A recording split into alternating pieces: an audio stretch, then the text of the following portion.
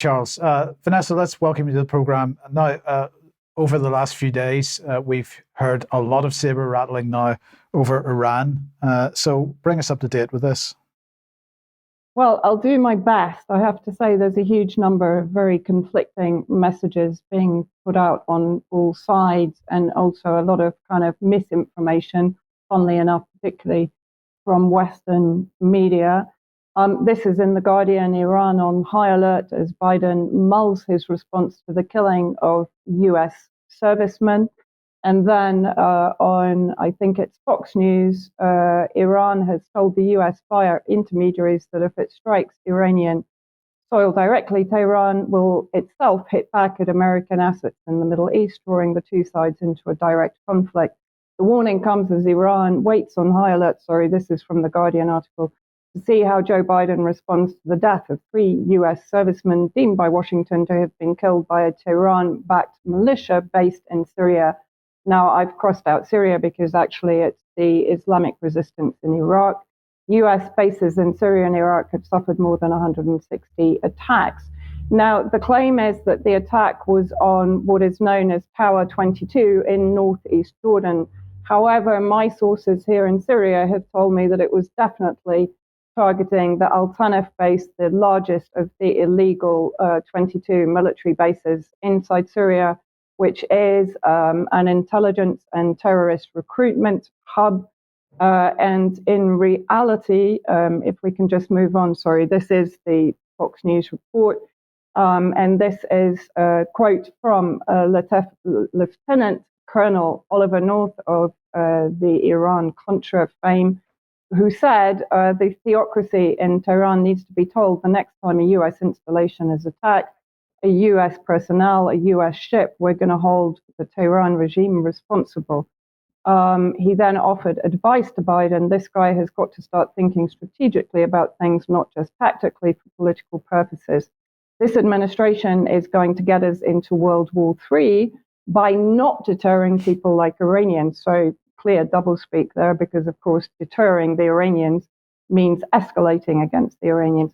Now, interesting, we've been having a lot of media speak and political speak in the US about a withdrawal from Syria. However, here in Syria, we're actually seeing an increase in hardware, an increase in personnel in the last few weeks. And this article in Politico, I think yesterday, actually says the US has pulled resources out of the Middle East, which it hasn't. Now it's rethinking that decision. So let's have a look at what Politico actually says. It claims that the US has slowly begun to move resources back to the Middle East in recent weeks as violence escalates in Gaza, Iraq, Iran, Pakistan, the Red Sea, and between Israel and Hezbollah on the border with Lebanon. The Pentagon has estimated that it will cost more than $1 billion to rebuild its presence in the Middle East. So clearly the US is not withdrawing as far as we can see, although there are negotiations ongoing in Iraq for the withdrawal of the US presence. Although we know from, I think a couple of weeks ago, I reported on the fact that the US is building up ISIS forces again in the Huran, in the desert area of Iraq. Now, this is just a quick look at the bases in West Asia. So you have in Turkey 2,500 troops, 2 bases. Syria, I added another 1,000 troops, so 3,022 bases, all illegal. Iraq, 6,000 troops, 12 bases. Also, one could argue illegal, because Iraq has been campaigning for some time for those bases to be removed from inside Iraq. Jordan, 3,002 bases. Saudi, 3,005 bases. Kuwait, 13,000 troops, 8 bases. Bahrain, 7,000 troops, 3 bases. Qatar, 13,000 troops, 1 base. UAE, 5,000, 3 bases. And Oman, 600 troops, 6 bases. Those marked in yellow are those that are effectively, to a large degree, normalized relations with Israel. Saudi, we know, is talking about normalization again, despite the situation in Gaza. Turkey and Qatar, although they are ostensibly opposing the genocide in Palestine, they are, of course, still supplying oil and materials to Israel, and they are heavily allied. Turkey is a NATO member state, and Qatar was responsible largely for funding the regime change war in Syria. Then we have a statement from Iraq's resistance factions, but particularly from Kataib Hezbollah, which announces its suspension of attacks against US forces. Now, the reason for this may well be, as I pointed out here in the next slide, that basically the group's involvement in operations against Americans, more than 160 attacks. One interesting point is that why is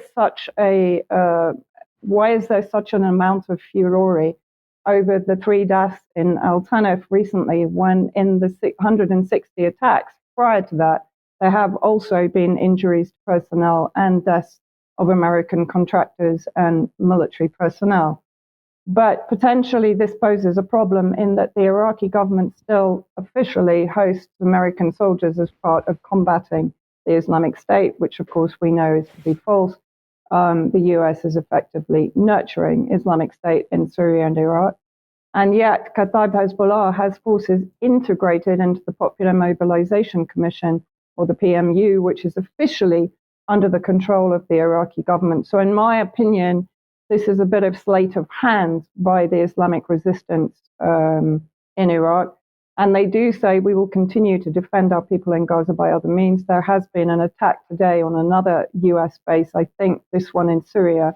So it could be that they're withdrawing Kataib Hezbollah, but that they will delegate to another member of the resistance faction that isn't connected to the Iraqi military. That's just my reading of the situation. Then let's have a look at what the media is putting out. CNN, US is unlikely to strike inside Iran.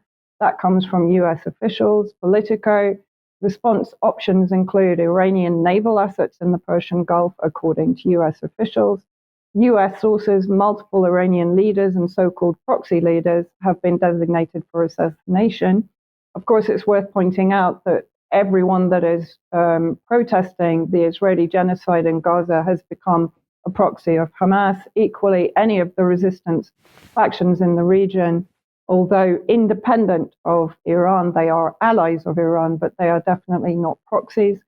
Time to kill another Iranian general, perhaps. Representative Daniel Crenshaw, also of Texas, wrote on social media on Sunday, recalling the Soleimani attack. That might send the right message. It hasn't so far, of course. Iran has retaliated against assassinations on Syrian soil. Reports that the PMU bases in Iraq and Syria have been evacuated. And then let's have a look finally at an article from the New York Times, which states Biden's options range from unsatisfying to risky after American deaths.